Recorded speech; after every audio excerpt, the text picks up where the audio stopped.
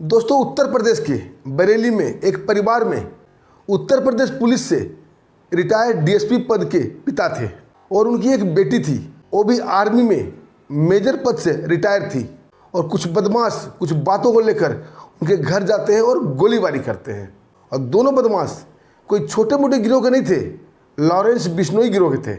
आखिर क्या बात था, क्या हुआ, आइए दोस्तों पूरी कहानी को विस्तार से जानते हैं कि आर्मी वाले से लॉरेंस बिश्नोई को क्या मतलब है, क्यों उनके घर फायरिंग करने के लिए बदमाश भेजा। दोस्तों, कहानी शुरू करने से पहले आप लोगों का बहुत बहुत शुक्रिया, दिल से धन्यवाद। आप लोग काफ़ी हमें सपोर्ट करते हैं और ऐसे ही सपोर्ट करते रहिएगा। हम आपके दोस्त, आपके भाई हैं। दोस्तों, ये कहानी उत्तर प्रदेश का बरेली का सिविल लाइंस थाना क्षेत्र का है, 11 सितंबर 2025 का। और इस कहानी का सूत्र कहीं न कहीं जाके बाबा अनिरुद्ध आचार्य से जुड़ जाता है। अनिरुद्ध आचार्य जी अपने सभा में एक भाषण दिया था कोई लड़कियों को लेकर। अब तो बाबा हैं, गलत तो बोल नहीं सकते, लेकिन एक आर्मी की मेजर जो रिटायर थी मेजर पद से, उसको ये बात बुरा लग जाता है और बाकायदा वो सोशल मीडिया पर एक वीडियो बनाती है और बाबा को बहुत ही भला बुरा बोलती है, उन्हें मारने और नोचने की बात करती है और सोशल मीडिया पर ये वायरल पोस्ट को पोस्ट कर देती है। दोस्तों, कुछ ही घंटे में ये पोस्ट बहुत ही वायरल हो जाता है, लोगों की कई तरह की प्रतिक्रिया आने लगती है। मैं ये दोनों पोस्ट आपको इस पर दिखा नहीं सकता क्योंकि कॉपीराइट का खतरा होता है। दोस्तों, ये पोस्ट लोगों तक पहुंचते पहुंचते पहुंच जाता है रोहित गोदारा के पास। और रोहित गोदारा है गैंगस्टर। इनका संपर्क लॉरेंस बिश्नोई गैंग से भी है और गोल्डी बरार गैंग से भी है। दोनों का ये चहेता राइट हैंड माना जाता है। और रोहित गोदारा इसे सनातन का अपमान बताता है, साधुओं का बेइज्जती बताता है और कसम खाता है इस लड़की से बदला लेने का। दोस्तों, इंक्वायरी शुरू हो जाती है कि लड़की रहती कहाँ है, कौन है, कैसे है, क्या है। तो पता चलता है इस लड़की का नाम है दिशा पाटनी। इनके घर में एक पिता हैं जो उत्तर प्रदेश पुलिस से डीएसपी पद से रिटायर हुए हैं, उनका नाम है जगदीश सिंह पाटनी। और एक इसकी बड़ी बहन भी है जो आर्मी से मेजर पद से रिटायर हुई है।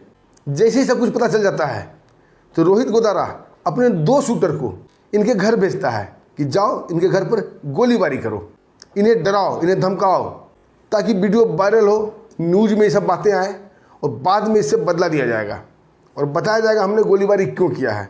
और इसके लिए 2 शूटर को चयन किया जाता है। एक शूटर का नाम था नकुल और दूसरे शूटर का नाम था विजय। और दोनों उत्तर प्रदेश के ही रहने वाले थे, बागपत के, लेकिन दोनों नए नए शूटर बने थे। दोनों जाते हैं मोटरसाइकिल से, लेकिन सही लोकेशन ट्रेस नहीं कर पाते हैं। और इत्तेफाक बोलिए या गलती बोलिए, दिशा पाटनी के घर से 100 मीटर पहले ही स्टाइल में, एकदम फिल्मी स्टाइल में अपना पिस्टल निकालते हैं और फिल्मी हीरो की तरह जो भी घर सामने नजर आता है उस पर फायरिंग अंधाधुंध करने लगते हैं। सुबह सुबह का वक्त था और वहाँ से बाकायदा वो काम फिनिश करके चले जाते हैं और अपने बॉस रोहित गोदारा को ऑल ओके रिपोर्ट दे दिया जाता है।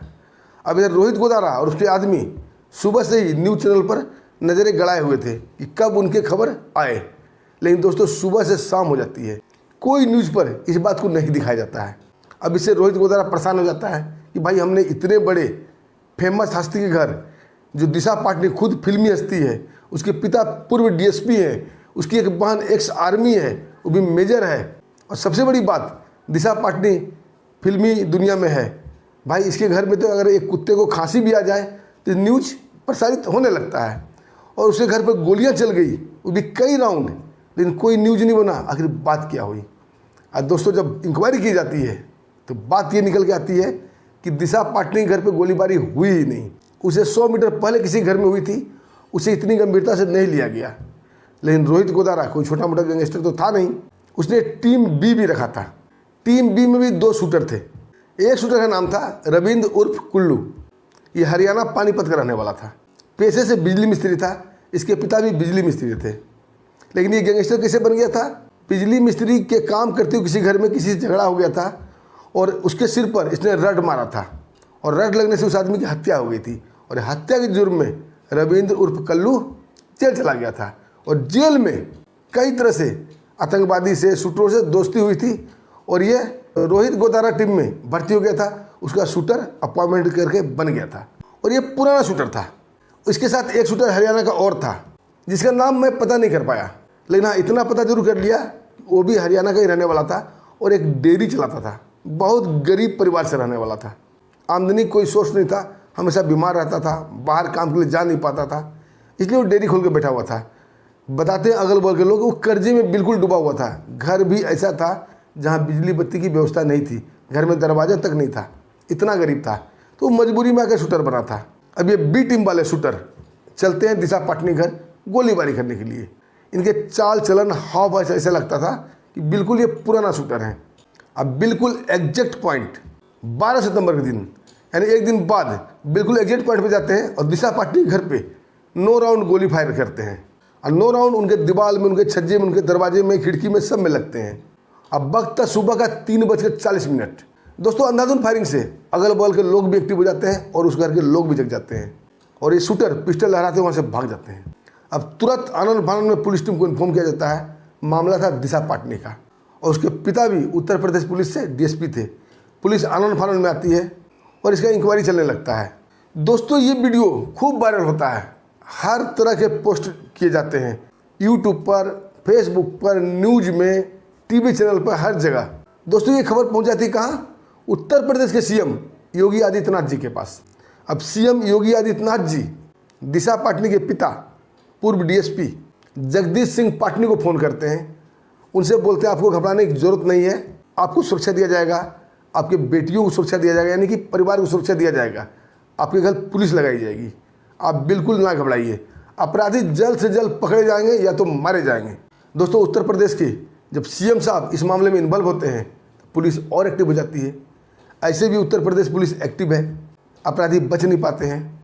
दोस्तों उत्तर प्रदेश पुलिस के साथ साथ एसटीएफ के जवान भी उस जगह की पूरे सीसीटीवी कैमरा खंगालने लगते हैं। बताया जाता है टोटल 2500 सीसीटीवी कैमरा खंगाले गए। इतना मेहनत मकसद करने के बाद वो दोनों शूटर नज़र में आ जाते हैं, जो कि मोटरसाइकिल से आते हैं। कैमरे को जूम किया जाता है, मोटरसाइकिल का नंबर देखा जाता है तो भाई उस पर नंबर प्लेट नहीं लगे थे। दोनों आते हैं और फिल्मी स्टाइल में दिशा पाटनी घर गोलीबारी करके चले जाते हैं। जूम करके देखा जाता है तो दोनों का फेस बिल्कुल क्लियर था। अब अगले अगले करते हुए कई सीसीटीवी खंगाल जाते हैं और पुलिस और एसटीएफ दोनों मिलकर घेराबंदी करने लगती है। तो पता चलता है वो दिल्ली के नोएडा के पास ये पहुंच चुके हैं और गाजियाबाद के C10 ब्लॉक के पास ये दिखलाई दिए। दोस्तों पुलिस चारों तरफ से घेर चुकी थी, एसटीएफ भी घेर चुकी थी। अपने आप को दोनों घिरता हुआ देख कल्लू और उनके साथ एक बंदा था, दोनों उनके पास बड़ा ही खतरनाक और ऑटोमेटिक पिस्टल था जिसको बोलते हैं जिगारा पिस्टल, जो काफ़ी महंगा है और बताया जाता है कि 1 मिनट में ही कई राउंड गोलियां फायर करने में सक्षम है। इतना लेटेस्ट मॉडल का पिस्टल उनके पास था। जिनके घर में खाने की खर्ची नहीं है, घर में दरवाज़ा नहीं है, बिजली बत्ती नहीं है, लेकिन पिस्टल इतना महंगा है तो स्वाभाविक सी बात है कि भैया बॉस ने दिया है। और पुलिस से घिरा पाकर दोनों अंधाधुंध फायरिंग शुरू कर देते हैं। पुलिस के कहे मुताबिक करीब करीब 15 मिनट में इन्होंने 30 राउंड गोली फायर की पुलिस के ऊपर। कई गोलियां पुलिस के जिस्म को छूते हुए निकल गई। ऊपर वाले की कृपा थी, किसी पुलिस को गोली नहीं लगी, हताहत नहीं हुआ। लेकिन जब जवाबी कार्रवाई हुई, पुलिस ने और एसटीएफ ने गोलियां चलाना शुरू किया तो दोनों शूटर घायल हो गए। कई गोलियां इनके पैरों में, जिस्म में पेवस्त हो गए, लेकिन वो जिंदा थे। आनंद फानंद पुलिस इन्हें लेकर हॉस्पिटल जाती है, लेकिन डॉक्टर जैसे ही इन्हें चेक करते हैं बोलते भैया ये तो भगवान को प्यारे हो गए, राम नाम सत्य हो गया। अब दोस्तों इस न्यूज़ पर भी देश में लोग 2 पार्टी में बट गए। एक बोलते हैं अच्छा किया और एक बोलते हैं खराब किया, क्योंकि पुलिस ने जब इसको लिखा हेडलाइन में कि 2 शूटर मारे गए जिन्होंने एक्स आर्मी मेजर को धमकी दिया था, दिशा पाटनी को धमकी दिया था, और इस मारे गए शब्द को लपक लेता है गैंगस्टर रोहित गोदारा, जो कि लॉरेंस बिश्नोई का और गोल्डी बरार का राइट हैंड था। बोलता नहीं, हमारे शूटर मारे नहीं गए हैं बल्कि शहीद हुए हैं और सनातन के लिए शहीद हुए हैं। हमारे देश में रहकर अगर कोई हमारे साधु संतों को बदनाम करेगा तो उसका यही हर्ष होगा। उसके घर में गोलियां चलेगी, उसे भी गोलियां मारी जाएगी। ये हमारे सनातन के लिए शहीद हुए हैं, धर्म के लिए शहीद हुए हैं। दोस्तों 2 ग्रुप के लोग 2 तरह की बातें करने लगते हैं, कोई अच्छा कोई खराब। मैं भी इसमें कन्फ्यूज हूँ। अब इसका फैसला मैं आप लोगों पर छोड़ता हूँ, क्या ये सही हुआ या गलत हुआ? कमेंट करके दोस्तों आप लोग ही बताइएगा। और न्यूज़ अच्छी लगी, जानकारी पसंद आई तो वीडियो को लाइक कीजिएगा, चैनल को सब्सक्राइब भी कीजिएगा। दोस्तों हमें आगे दीजिए, फिर मिलते हैं एक शानदार सच्ची कहानी के साथ। तब तक के लिए नमस्कार, जय हिंद, जय भारत।